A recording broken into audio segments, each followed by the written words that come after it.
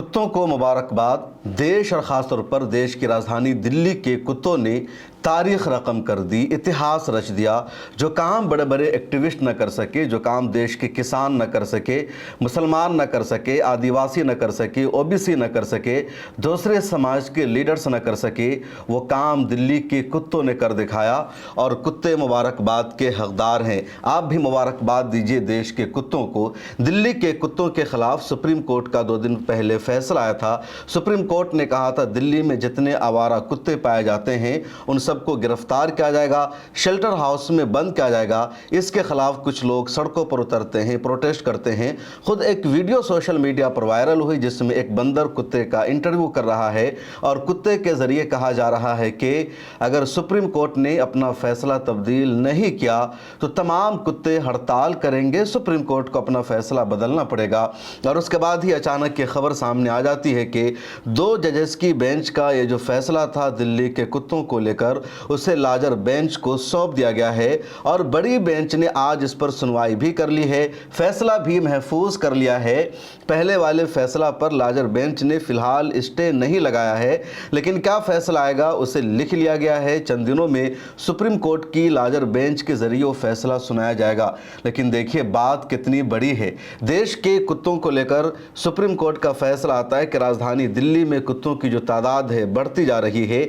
आवारा कुत्ते लगातार इंसानों को काटते हैं, जो बहुत बड़ा एक प्रॉब्लम बन चुका है और इसका सोल्यूशन यही है कि इन कुत्तों को गिरफ्तार किया जाए और शेल्टर हाउस में इन तमाम आवारा कुत्तों को बंद कर दिया जाए।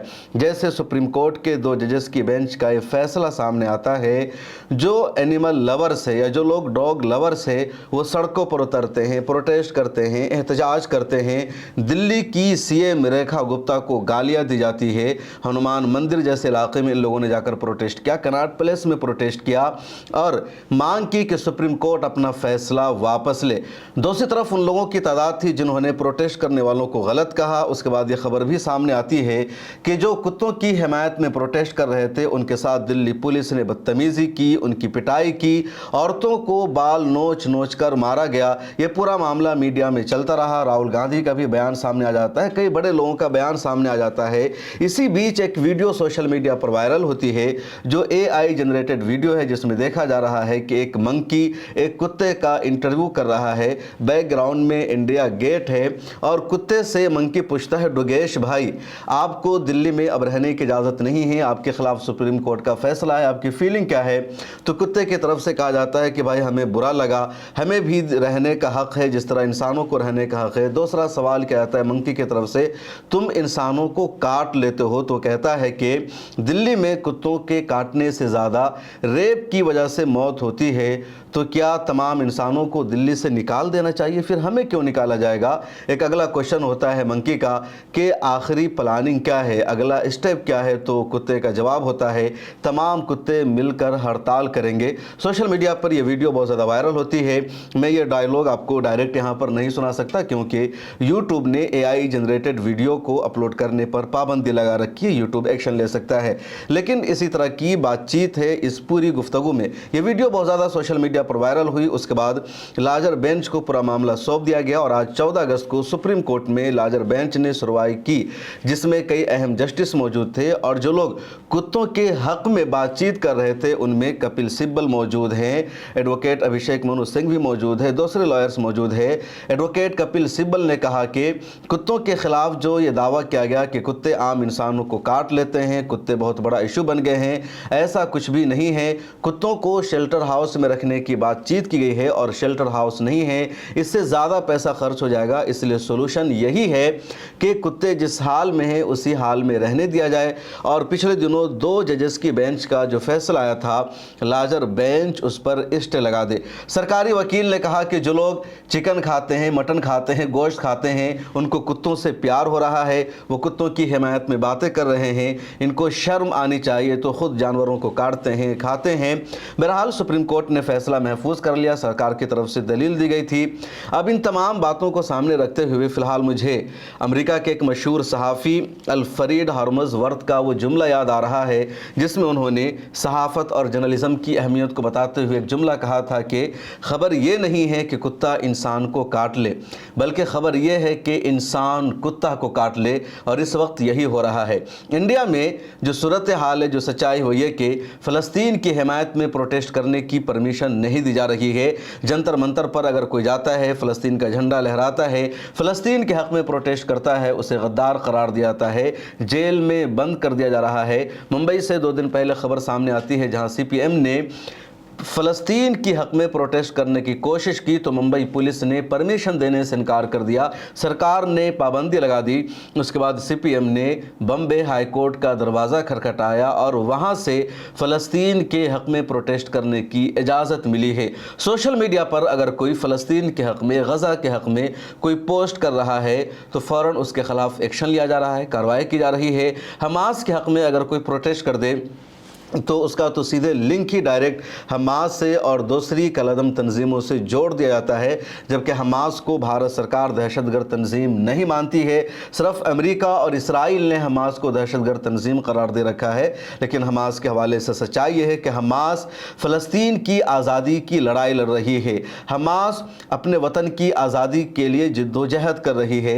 हमास इंडिया को कभी नुकसान नहीं पहुँचाती है, दूसरे देशों के लिए हमास दुश्मन नहीं है। इसलिए हमास को कायदा या दूसरी दहशतगर्द तंजीमों से जोड़ने का कुछ मतलब भी नहीं बनता है।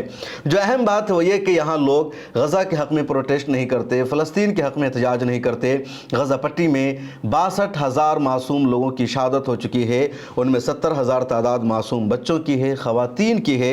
लेकिन किसी को ख्याल नहीं आता कि उनके लिए एहतजाज किया जाए। लेकिन यहाँ कुत्तों के हक़ में प्रोटेस्ट हो रहा है, एहतजाज हो रहा है। सुप्रीम कोर्ट बड़े बड़े लॉयर पहुँच गए हैं। और जब मैंने इस पूरे मामले पर रिसर्च करने की कोशिश की, जानने की कोशिश की कि मामला क्या है, तो पता चला साल में तकरीबन 305 ऐसी मौत होती है जो कुत्तों की वजह से होती है। और ज़्यादातर कुत्तों के काटने की वजह से जो मौत होती है साल में, उनमें 15 साल से कम उम्र के बच्चे होते हैं। ये बात तो सच्चाई हकीकत है कि दिल्ली के जिस इलाके में जाएंगे, जहाँ आप घूमेंगे, कुत्ते आपको नज़र आएंगे, कुत्ते घूमते हुए दिखेंगे और कुत्ते बेशुमार लोगों को काट लेते हैं। कुत्ते एक ज़रिया बन चुके हैं प्रॉब्लम का। तो इसका सोल्यूशन तो ज़रूरी है, लेकिन डॉग लवर्स को बर्दाश्त नहीं हो सका।